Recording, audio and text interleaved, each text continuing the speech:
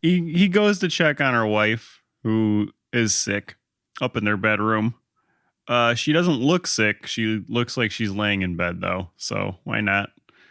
And they're clearly a couple. She's dying of adult ADHD. She's dying of ovarian cancer. And he climbs into bed with her. And as couples who have been together for 50 years often do, they explained in great detail what they've been doing for their entire lives to each other.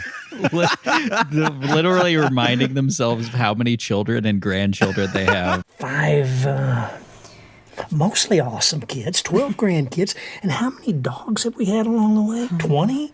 At least. The husband's career, when they met. How old they were when they met. Yeah. How many kids? 6? How many grandkids? And 14? who knows how many dogs? Yeah. Seriously, it's and they just go back and forth like that for like a good 5 minutes in real time. Yeah, absolutely. Which it feels like 15 when you're just watching two old people talk about how many children they have. Yeah. To each other. Yeah. Yeah, essentially eulogizing each other to each other. Yeah, both agreeing that they've lived near perfect lives. Yes. It's pretty cool. It's a good opening. It's good writing. I think anyone would agree. Then their perfect concentration in recounting, Uncle Hank who can recall his past lives. There is some rock and roll music that begins playing from outside the window. It kind of sounds like if you go on a stock music website and type in the Black Keys, sounds like the Black Keys. That's a bit what we've got going on.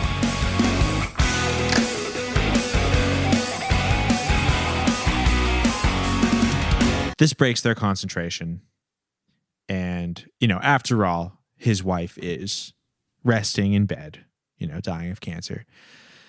So he decides to go out and see what's going on. So she didn't seem to mind it that much. No. Yeah, if I remember, she didn't seem to. It was just like, oh, there's that racket. Which is important to remember for what is about to happen. Yes. So he takes it upon himself to get out of bed and go see what this is about. And she's kind of like, oh, okay.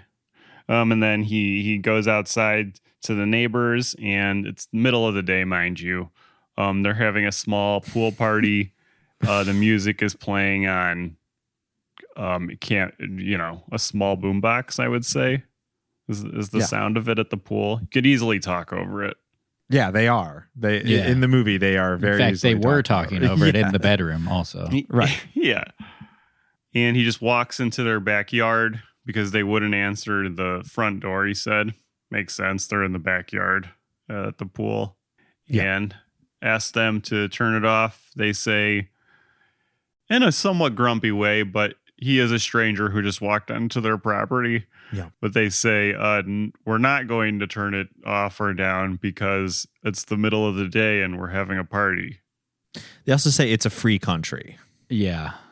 Which, hey, they're not wrong. They're not wrong. They're also like college kids written by a very old man who wrote this movie. Yeah. So they all look like they're in their mid-30s. Right. And they're just completely rude and jerks to this guy. But, that's just how these things go sometimes, I guess. Mm-hmm. Would never go down this way in reality. Well, yeah, because he wouldn't go onto the property. He would just make a next door post about it. And fume. Yeah, right. But how exactly does this escalate? They told an old man no, and so he proceeded to pull out a gun. So something happens first. I actually don't think that he's the first one to pull a gun. That's I true. do think that it comes to blows. He took first. a swing at him. The college kid took a swing at him. Right. Which is, highly inappropriate. Well, yeah. Then Hank draws a gun. Well, first of all, he easily ducks the please. punch and then decks the guy who took the first swing. And then it's like next friend up. He lays that guy out. Yes. Then he and another guy pull a gun at the same time. The other guy, party goer, it's like a rifle. Like Yes, a it looks really like long a rifle. BB gun or something. Right. Yeah. But All the same, from where did he withdraw this? Yeah, whatever it is, it's very long. It's not like a It's a pistol long that you gun. could easily conceal. Oh, no. And so it probably is a BB gun because they listen to Hank and throw the gun in the pool when Hank requests it. Since Hank has his pistol drawn, Hank turns. Throw the gun in the pool. Oh, you think you're the only one here with a gun? Try me. Come on, try it. Throw it in the pool. Throw it in the pool. And then he tells him to like get over there like the little bitch you are or something. Yeah. Yeah, that was probably a sign that wasn't Christian at that point, but Yeah. Yeah, he Whatever. also says like his give a shit meter is low or something. There's a little Yeah. cussing in this movie is what we're trying to say. There's a little bit of cussing. it's okay though. He's mad. This is a world that a lot of people want to live in. Yes. This is a recurring theme that we come up that we keep coming up against on the show. We've just watched a couple libertarian films, Right. and while I would not call this film libertarian, I do see little elements of that ethos in this one as well. Everyone's very fierce about their private property. Yeah. And infringements of things on their property, even so much as hearing activity that's happening nearby is like an assault, basically. It's basically assault that Having someone tell you no is an assault. 100%. Yeah. This is an old white man supremacist movie. Yes, absolutely.